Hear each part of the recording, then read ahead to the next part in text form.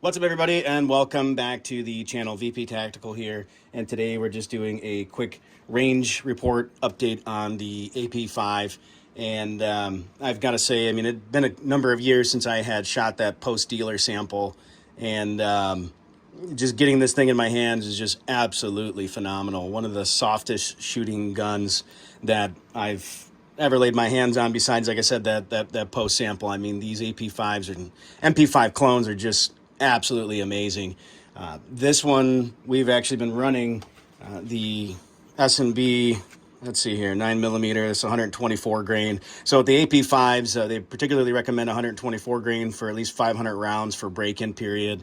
Right now, we're probably about 300. I've had no issues to extract, no failures to fire, no stovepipe, nothing else like that. Tore the gun apart when I first got it, did a pretty thorough cleaning on it, lubed everything up. Apparently these guns like to run really wet, so that's something to keep in mind.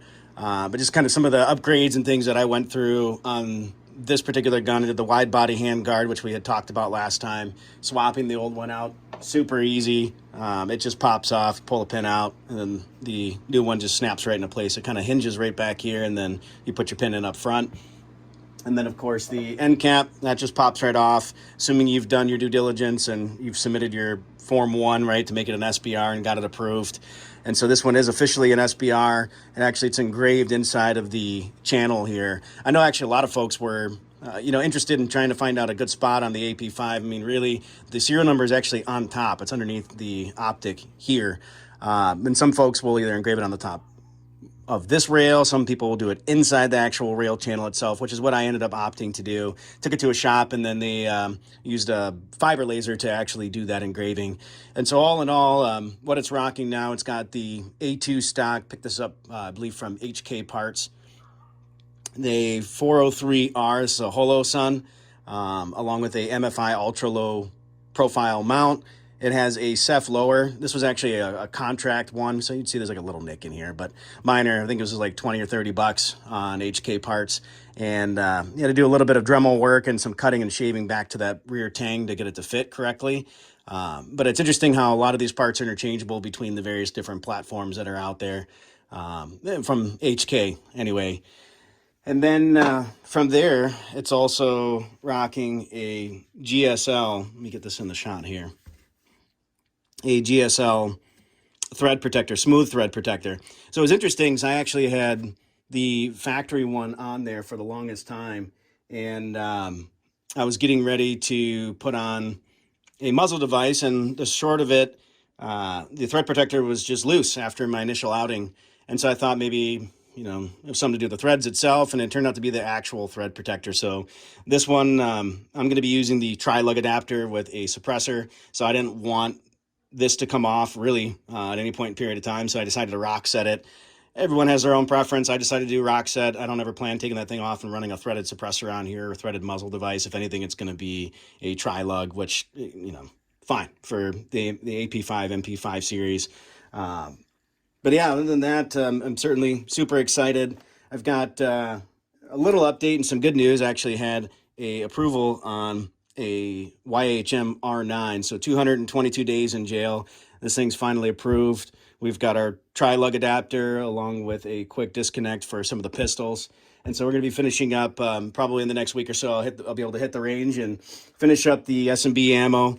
And mind you, none of this stuff is sponsored, folks. I mean, I pay for all of this stuff out of my own pocket. And I just love what I do and like sharing it with everybody else and learning too as we go along the way. It also picked up too some AAC ammo. I think this is actually Palmetto State Armory's brand. 124 grain. In addition, of course, we had to throw in some 147 grain full metal jacket too. Some subsonic action, so 965 feet per second. Pretty excited and stoked about those to see how those sound through that R9. And then, of course, getting through our break-in period with this thing, but through and through for the money. I mean, this thing is an absolute animal. Probably one of the best purchases. I mean, it was certainly a lot about nostalgia. Somebody else had mentioned, seeing a lot of the various different movies and things growing up, and the various different operators, military, police. I mean, you name it. It's certainly an iconic firearm, and it was certainly something that I wanted to add to my collection, and I'm glad that I did. I don't regret it in the least bit. And two, part of that break-in period, at least wanted to mention, I was using the MKE metal mags. And like I said, no issues whatsoever.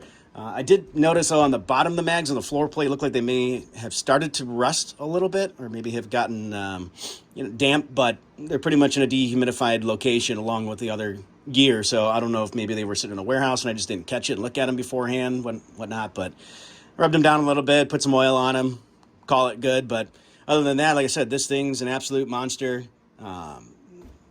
MKE did a pretty solid job with this, and I'm pretty pleased with it overall, especially with the current loadout. Some folks may think that optic is out there. I think someone had said it on Reddit.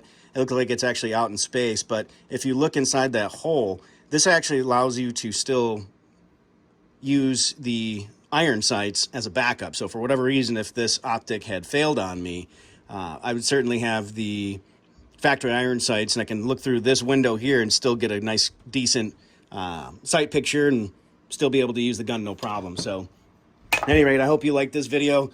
Definitely hit that like and subscribe button. Don't forget to hit that little bell too. I notice I've got a lot of subscribers that don't have or aren't getting notifications when I drop new videos, which, new stuff comes out and I want to share it with you folks, and I hate for folks to miss out. So at any rate, be safe, stay vigilant, and thanks for all this love and support. Take care.